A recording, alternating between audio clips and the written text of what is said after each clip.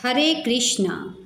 आज हम भगवद गीता के प्रथम अध्याय के 6ठे श्लोक को समझेंगे।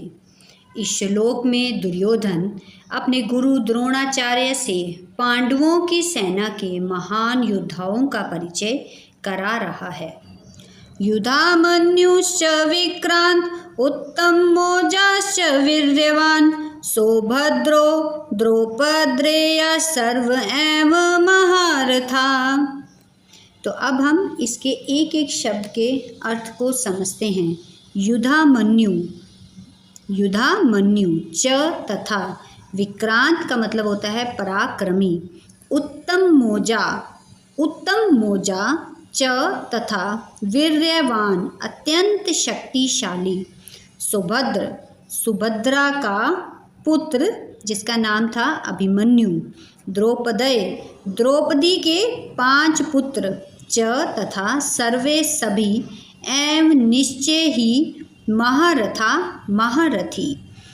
अब हम संपूर्ण श्लोक के अर्थ को समझते हैं कि दुर्योधन अपने गुरु द्रोणाचार्य से कहते हैं कि युधामन्यु अत्यंत पराक्रमी है, उत्तमोजा बहुत वीर है, सुभद्रा के पुत्र अभिमन्यु हैं और द्रौपदी के 5 पुत्र भी उपस्थित हैं। ये सभी महान महारथी हैं। तो ध्यान देने वाली बात यहाँ पर यह है कि दुर्योधन केवल नाम ही नहीं गिना रहा है, वह अपने गुरु को यह भी बताना चाहता है कि पांडवों की सेना बहुत अधिक शक्तिशाली है। उसके मन में एक प्रकार की चिंता और भय भी दिखाई देता है। इसके लिए वह बार बार सामने वाली सेना की ताकत का क्या है उल्लेख करता है। यह श्लोक हमें यह सिखाता है कि सफलता केवल अपनी ताकत नहीं बल्कि अच्छी टीम, योग्य साथियों पर भी क्या है निर्भर करती है। पांडवों की सेना में हर योद्धा अपने आप गुणों के कारण महत्वपूर्ण था। कोई अत्यंत वीर था, कोई बुद्धिमान था और कोई अद्भुत धनुधर था। यही कारण था कि उनकी सेना मजबूत दिखाई देती थी।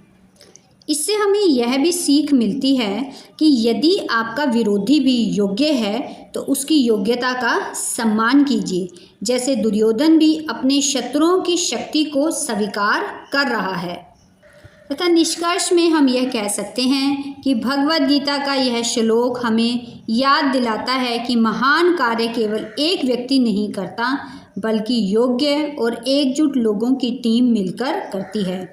इसलिए अपने जीवन में ऐसे गुण विकसित करें कि आप स्वयं भी एक महारथी बने और दूसरों को भी आगे बढ़ने में सहायता करें।